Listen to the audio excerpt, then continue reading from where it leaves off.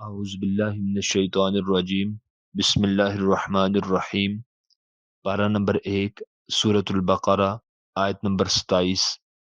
الذین، وہ سب لوگ جو ینقضون، توڑتے ہیں، عہد اللہ، اللہ تعالیٰ کے وعدے کو، من بعد میثاقہ، بعد پختہ عہد کے، ویقطعون، اور وہ سب کاٹتے ہیں، ما امر اللہ بہ، جس کا حکم دیا اللہ تعالیٰ نے، ان یوصل، کہ یہ کہ وہ اس کو جوڑے رکھیں، وَيُفْسِدُونَ فِي الْأَرْضِ، اور زمین میں فساد پھیلاتے ہیں، اولئک هم الخاسرون، یہی وہ سب لوگ ہیں جو خسارہ اٹھانے والے ہیں، نقصان اٹھانے والے ہیں۔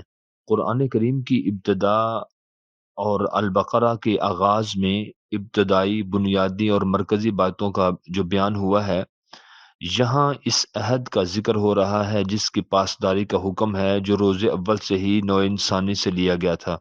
جب اللہ تعالیٰ نے حضرت آدم علیہ السلام کو پیدا فرمایا تو حضرت آدم علیہ السلام اور اس کی پوری اولاد سے عہد لیا، وعدہ لیا کہ کیا میں تمہارا رب ہوں؟ تو آج جتنے بھی دنیا میں روحیں ہیں انسانوں کی، بلکہ یوں کہیں گے کہ حضرت آدم علیہ الصلاۃ والسلام سے لے کر قیامت کی صبح تک پیدا ہونے والے ہر شخص کی روح نے وہاں پہ جواب دیا، ہاں یا اللہ پاک، ہم عہد کرتے ہیں، ہم وعدہ کرتے ہیں کہ تو ہی ہمارا رب ہے۔ اور اس عہد کی یاد میں اور اس کی وفاداری کے لیے اللہ تعالیٰ نے پھر انبیاء اعظام کو مبعوث فرمایا، جنہوں نے دنیا میں تجدید عہد کے لیے اور اس کے تقاضے پورے کرنے کے لیے لوگوں کو آمادہ کرنے کی پوری کوششیں کی، لیکن ہر دور کی اکثریت نے اس عہد کی پاسداری کرنے کے بجائے کفر و شرک اور نافرمانی اور سرکشی کو اختیار کیا۔ حالانکہ یہ عہد انسان کی جبلت میں اس حد تک رچا بسا ہے کہ انتہائی درجہ کے مشرک کافر کو بھی شرک اور اس کی کفر کی نشاندہی جب کی جائے تو وہ چونک اٹھتا ہے اور اس سے انکار کرتا ہے، کیونکہ شرک اور کفر فطرت کے خلاف ہے اور توحید فطرت کی آواز ہے۔ قرآن کریم نے عہد کے ساتھ میثاق کا لفظ بیان فرمایا، الذین ینقضون عہد اللہ من بعد میثاقہ ویقطعون ما امر اللہ۔ تو عہد کے ساتھ میثاق، میثاق کے ساتھ امر اللہ، یہ تینوں باتوں کو سمجھنا بہت زیادہ ضروری ہے کہ اللہ تعالیٰ کے وعدوں کو توڑتے ہیں پختہ عہد کے بعد، اور توڑتے ہیں، کاٹتے ہیں جو اللہ تعالیٰ نے ان کو حکم دیا جن رشتوں کو کہ وہ جوڑے رکھیں۔ تو فطرت کے خلاف کرنا، رشتہ داریوں کو توڑنا، باہمی محبتوں کو قطع کرنا، توڑ دینا اور عہد شکنی کرنا، یہ امور سارے کے سارے یہ فساد کی جڑ ہیں، اور دنیا میں انہی کی وجہ سے فساد برپا ہوتا ہے۔ ایسے لوگ دنیا اور آخرت میں قابل تلافی نقصان پائیں گے۔ اب یہاں پر یہ بات بہت ہی زیادہ سمجھنی ضروری ہے کہ الذین ینقضون عہد اللہ، اللہ کے عہد کو توڑتے ہیں، اللہ کے ساتھ کیے ہوئے وعدے کو توڑتے ہیں، یعنی دنیا میں آ کے کفر کیا، شرک کیا، نافرمانی، عصیاں، سرکشی، بغاوت، نافرمانی، منافقت، یعنی دنیا میں آ کے وہ سبھی نافرمانیاں کرتے ہیں، حالانکہ اللہ تعالیٰ سے تو وعدہ کر کے آئے تھے، یا اللہ پاک ہم دنیا میں جا کر تجھے رب مانیں گے۔ جب خالق نے مخلوق کو خطاب کیا کہ الست بربکم، حضرت آدم علیہ السلام کے بارے میں مفسرین نے لکھا کہ اللہ تعالیٰ نے ان کی پیٹھ کے اوپر ہاتھ رکھا۔ جب اللہ تعالیٰ نے حضرت آدم علیہ السلام کی پیٹھ مبارک کے اوپر ہاتھ رکھا، کمر پہ ہاتھ رکھا، تو اربوں کھربوں روحیں ان کی پیٹھ سے نکلی، یعنی جتنی انسانیت دنیا میں آنی تھی، ساری کی ساری انسانیت ان کی پیٹھ سے نکلی۔ جب اربوں کھربوں روحیں باہر نکلی تو اللہ تعالیٰ نے روحوں کو خطاب کیا، الست بربکم، اے تمام روحو، میں تمہارا رب تم سے ہم کلام ہوں، کہ کیا بتاؤ میں تمہارا رب ہوں یا نہیں؟ قالوا بلا شہیدنا، اللہ کیوں نہیں، ہم سب گواہی دیتے ہیں تو ہی تو ہمارا رب ہے۔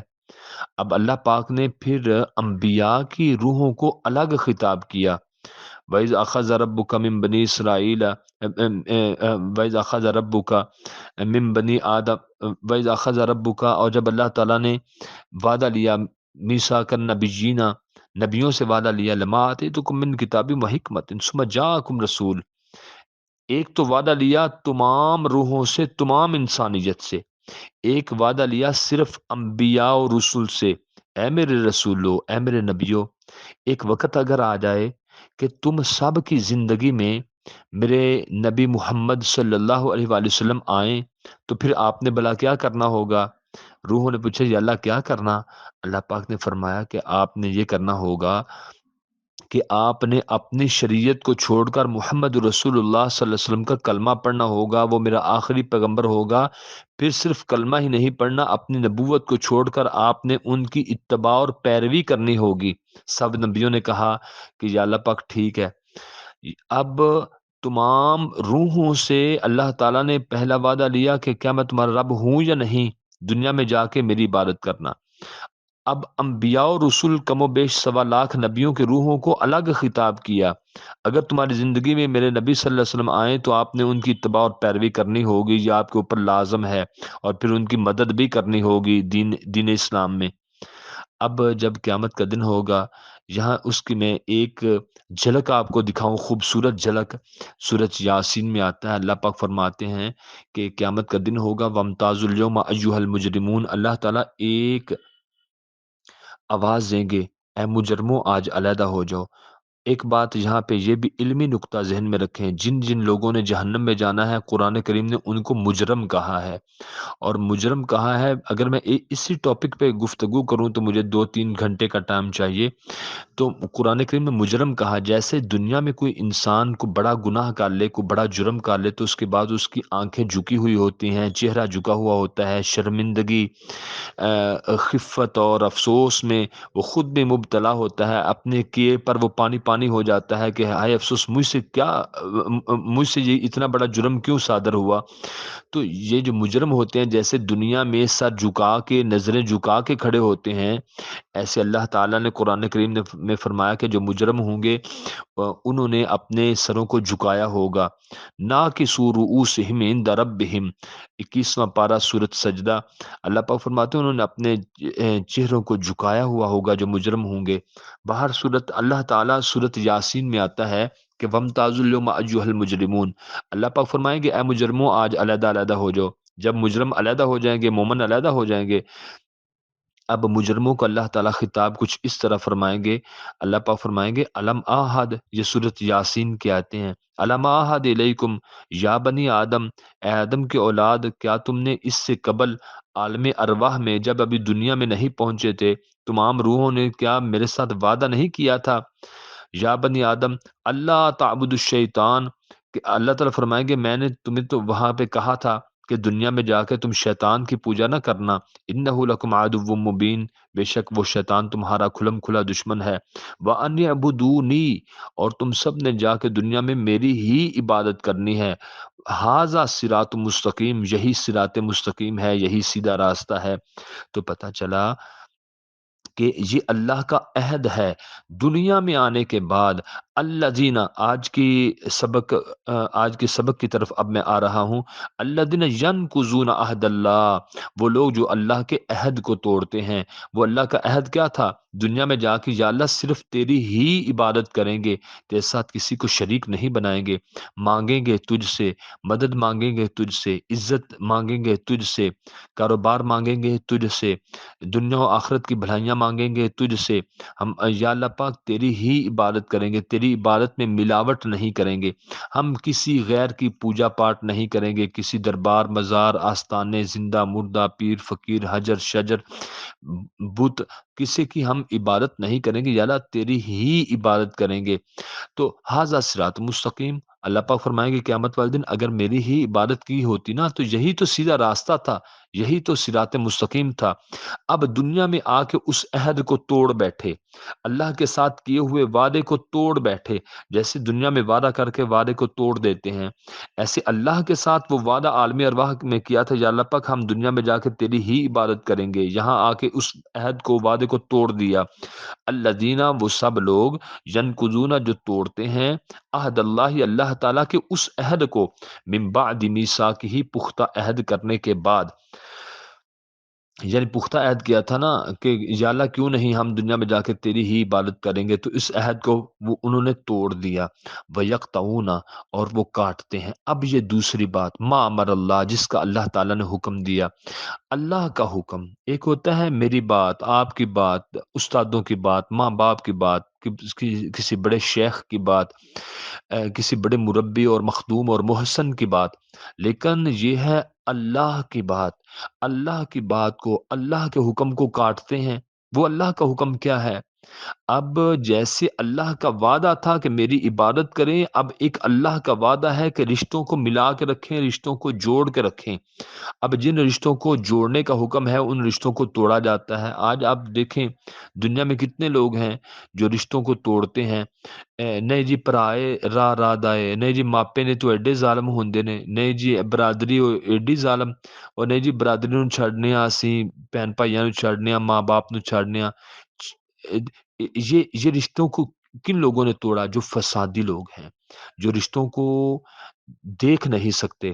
بعض لوگ ہوتے ہیں ماں باپ کے مقدس رشتے کو توڑتے ہیں۔ بعض لوگ، ہاں ایک بات جہاں پہ ایک علمی نکتہ یہ بھی ذہن میں رکھیں کہ قرآن کریم میں اتنے ماں باپ کے بارے میں آیتیں نہیں آئیں جتنی میاں بیوی کے حقوق ادا کرنے کی آیتیں آئی ہیں۔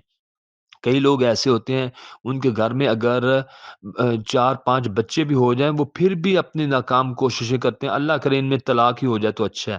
تو یہ میاں بیوی کا ایک رشتہ ہے، مقدس رشتہ ہے، معتبر رشتہ ہے۔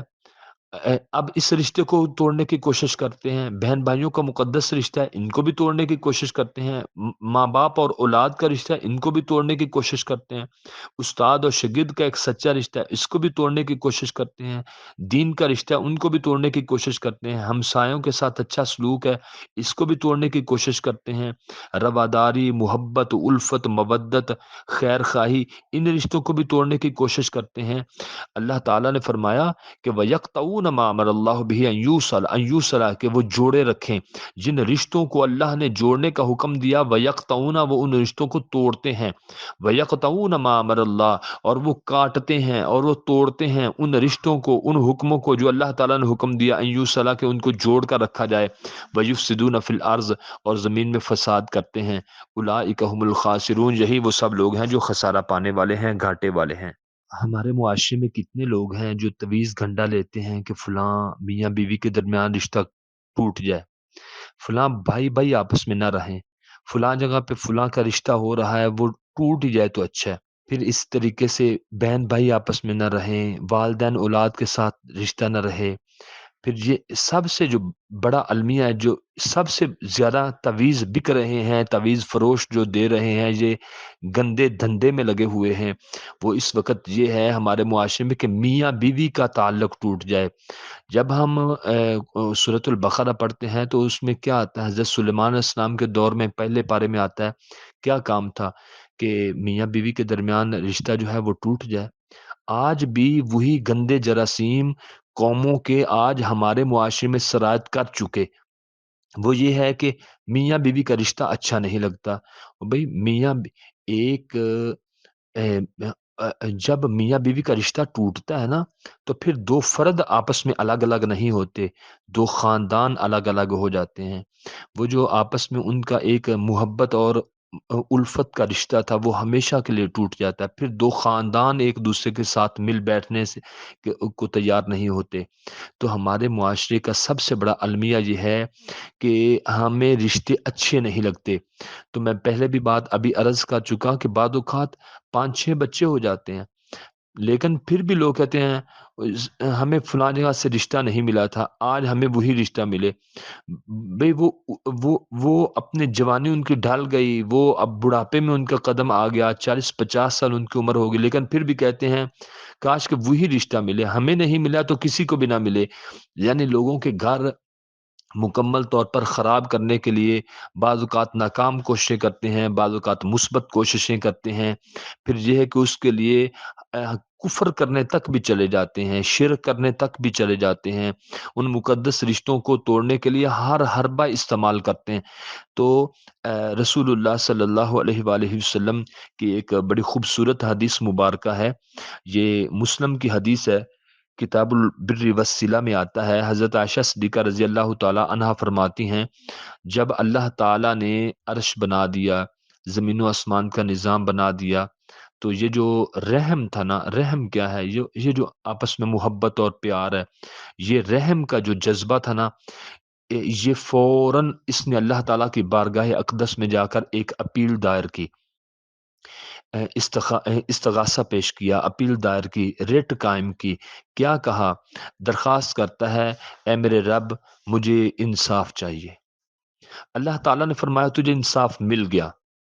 رحم نے کہا، حدیث آتی ہے مسلم شریف کی، حضرت عائشہ صدیقہ رضی اللہ تعالیٰ عنہ فرماتی ہیں رسول پاک صلی اللہ علیہ وآلہ وسلم نے فرمایا کہ یہ جو رحم تھا یہ عرش کے ساتھ جا کے لپٹ گیا، لپٹ کے کہتا ہے یا اللہ پاک مجھے انصاف چاہیے۔ اللہ پاک نے فرمایا جا رحم، میں نے تجھے انصاف دے دیا۔ رحم کہتا ہے یا اللہ کیسے؟ اللہ پاک نے فرمایا جو تجھے ملا کے رکھے گا، یعنی رحم کرے گا دنیا میں، اللہ پاک نے فرمایا جو تجھے ملا کر رکھے گا اللہ اسے ملا کے رکھے گا، جو تجھے کاٹ دے گا اللہ اسے کاٹ دے گا۔ تو آج ہمارے معاشرے میں کتنے لوگ ہیں جو رحم نہیں کرتے، تو اللہ تعالیٰ کی رحمت ان سے دور ہے۔ اخوت اس کو کہتے ہیں، چوبے کانٹا جو کابل میں، تو ہندوستان کا ہر پیر و جواں بےتاب ہو جائے، یعنی افغانستان میں کسی مسلمان کو کانٹا بھی چبھے تو یہاں ہندوستان کا، پاک و ہند کا ہر مسلمان بےتاب ہو جائے، میرے بھائی کو یہ نقصان پہنچا۔ جیسے ایک انگلی کے اوپر کوئی تھوڑا سا زخم آ جائے تو پورا جسم بےتاب ہو جاتا ہے۔ ہماری محبت اور الفت کا یہ معیار ہونا چاہیے۔ ہم اخلاق کی جو پستیوں میں ہیں، ہمیں اخلاق کے اعلیٰ زینوں پر چڑھ کر ہمیں یہ مقام حاصل کرنا چاہیے کہ ہمارے معاشرے میں کسی بہن بھائی کا دکھ درد ہو تو اس کو اپنا دکھ درد بنائیں، اپنے جھولی کی جو خوشیاں ہیں وہ دوسروں کی جھولی میں انڈھیل دینا چاہیے۔ یہی تو انسانیت ہے۔ جو رحم نہیں کرتا اس پر رحم نہیں کیا جاتا۔ من لم یرحم ولا یرحم، جو رحم نہیں کرتا اس پر رحم نہیں کیا جاتا۔ خدا رحم نہیں کرتا اس بشر پر، نہ ہو درد کی چوٹ جس کے جگر پر۔ تو اللہ تعالیٰ نے فرمایا کہ وَيَقْطَعُونَ مَا أَمَرَ اللَّهُ، جن رشتوں کو اللہ تعالیٰ جوڑنے کا حکم، ایو صلاح یہ کہ جوڑا جائے، جن رشتوں کو اللہ جوڑنے کا حکم دیتا ہے وَيَقْطَعُونَ، اور وہ تو ان رشتوں کو توڑتے ہیں، اور پھر اور دوسرا کام کیا کرتے ہیں؟ وَيُفْسِدُونَ فِي الْأَرْضِ، زمین میں فساد کرتے ہیں، زمین میں لائی بجھائی کرتے ہیں۔ بعض لوگ ہوتے ہیں وہ جیو کی خبر کی طرح چل جاتے ہیں، اخبار کی طرح ہر خبر پر ان کی نظر ہوتی ہے۔ کچھ تھوڑی بہت کسی کی کوئی آخری انسان ہے، کہیں نہ کہیں زندگی میں غلطی ان سے ہو جاتی ہے، تو غلطی سرزد ہوتے ہی ان کو ایک لیک اور ویک پوائنٹ کی ضرورت ہوتی ہے، اس کو پکڑ کر ایک لیک اور ویک پوائنٹ کو اس کے اوپر باتوں کی سٹوریاں کھڑی کر دیتے ہیں۔ ان کو بس بنیاد چاہیے، ان کو بس ایک پوائنٹ چاہیے، اس پوائنٹ کے اوپر وہ اس ساری زندگی دھندا یہی کرتے ہیں، کاروبار یہی کرتے ہیں، دوسروں کو اپنے سے نیچے دکھلانا ہے، دوسروں کے رشتوں کو توڑنا ہے، اور دوسروں کو کی بے عزتی کرنی ہے۔ یہ بہت بڑا گناہ ہے، یہ چغلیاں کرنی ہے، غیبت کرنی ہے۔ نبی صلی اللہ علیہ وسلم نے فرمایا کہ جو پیشاب کے چھینٹوں سے نہ بچنا اور چغلیاں کرنا، یہ دو اتنے بڑے گناہ ہیں کہ نبی صلی اللہ علیہ وسلم نے فرمایا ان کا عذاب تو قبر میں ہی شروع ہو جاتا ہے۔ آج ہمارے معاشرے میں اللہ معاف کرے یہ چیزیں بہت زیادہ ہو چکی۔ تو وَيُفْسِدُونَ فِي الْأَرْضِ، زمین میں فساد کرنا، زمین میں لائی بجائی کرنا، کسی کو ٹک کے بیٹھنے نہ دینا، فساد کی آگ کو پھیلاتے رہنا۔ وَيُفْسِدُونَ فِي الْأَرْضِ، زمین میں فساد کرتے ہیں۔ یہ جو فساد کرتے ہیں یا اللہ کے بنائے ہوئے محبت اور مودت کے رشتوں کو توڑنے کی پوری کوشش کرتے ہیں، یہی وہ لوگ ہیں، قرآن کریم میں فرمایا اولئک، یہی ہیں وہ سب لوگ، ہم الخاسرون، جو خسارہ پانے والے ہیں، جو نقصان پانے والے ہیں۔ تو اب یہاں پہ تفسیر القرآن بالقرآن میں اگر جا کر ایک نظر دیکھیں تو نقصان پانے والے کون لوگ ہیں؟ سورۃ البقرہ آیت نمبر 121، اسلام کا انکار کرنے والے نقصان پانے والے ہیں۔ سورۃ آل عمران آیت نمبر 85، اسلام کے بغیر دین تلاش کرنے والے نقصان پائیں گے۔ سورۃ مجادلہ پارہ نمبر 28 کی پہلی صورت آیت نمبر 19، شیطان کی تابعداری کرنے والے نقصان پائیں گے۔ سورۃ زمر آیت نمبر 65، مشرک نقصان پائیں گے۔ سورۃ النحل آیت نمبر 109، کافر نقصان پائیں گے۔ اب یہاں پہ دوسرا اور آخری نقطہ بیان کر کے میں اجازت چاہوں گا۔ فسادی لوگ، وَيُفْسِدُونَ فِي الْأَرْضِ أُولَٰئِكَ هُمُ الْخَاسِرُونَ، فسادی لوگ، زمین میں فساد پھیلانے والے، لائی بجائی کا کام کرنے والے فسادی لوگ کون ہیں؟ فسادی لوگوں کے بارے میں قرآن کریم نے جو بات بیان فرمائی سورۃ الاعراف آیت نمبر 85، فساد کی ممانعت ہے۔ سورۃ المؤمنون آیت نمبر 71، حق کی خواہشات کے مطابق حق کی جو خواہشات کے مطابق کرنا فساد کرنے کے مترادف ہے۔ سورۃ البقرہ آیت نمبر 11، منافق جو ہوتے ہیں وہ فسادی ہوتے ہیں۔ سورۃ الروم آیت نمبر 41، اللہ کے جو نافرمان ہے وہ فسادی ہیں۔ سورۃ الکہف آیت نمبر 94، یاجوج اور ماجوج کی جو قوم ہے وہ فسادی لوگ ہوں گے۔ سورۃ یونس آیت نمبر 91، فرعون فساد کرنے والا تھا۔ سورۃ المائدہ آیت نمبر 64، یہودی فساد پھیلانے والے ہیں، اور آج یہودیوں کی پوری ریاست اسرائیل قائم ہے۔ تو قرآن کریم میں اللہ پاک فرماتے ہیں سورہ مائدہ میں آیت نمبر 64، یہودی دنیا میں فساد پھیلانے والے ہیں۔ سورۃ القصص آیت نمبر 4، بچوں کا جو قتل ہے یہ فساد ہے۔ سورۃ المائدہ آیت نمبر 33، جو فسادی ہیں ان کے لیے سزا بھی مقرر ہے۔ آج اس درس قرآن کو سننے کے بعد ہم سب کو ایک فیصلہ کن مرحلے پر جا کے کھڑے ہونا چاہیے کہ جو اللہ تعالیٰ نے وعدہ لیا تھا اپنی عبادت کا، کیا ہم آج اللہ کی عبادت میں پورے ہیں یا نہیں؟ قرآن اور نماز ادا کرنے والے ہیں یا نہیں؟ اور دوسرے نمبر پہ جن رشتوں کو اللہ نے جوڑنے کا حکم دیا، کیا ہم ان رشتوں کو توڑ تو نہیں رہے؟ زمین میں اصلاح کا کام کرنا چاہیے، کیا ہم زمین میں فساد تو نہیں کرتے؟ اگر ہم رشتوں کو توڑتے ہیں اور زمین میں فساد کرتے ہیں تو یقیناً ہم خسارہ پانے والے ہیں۔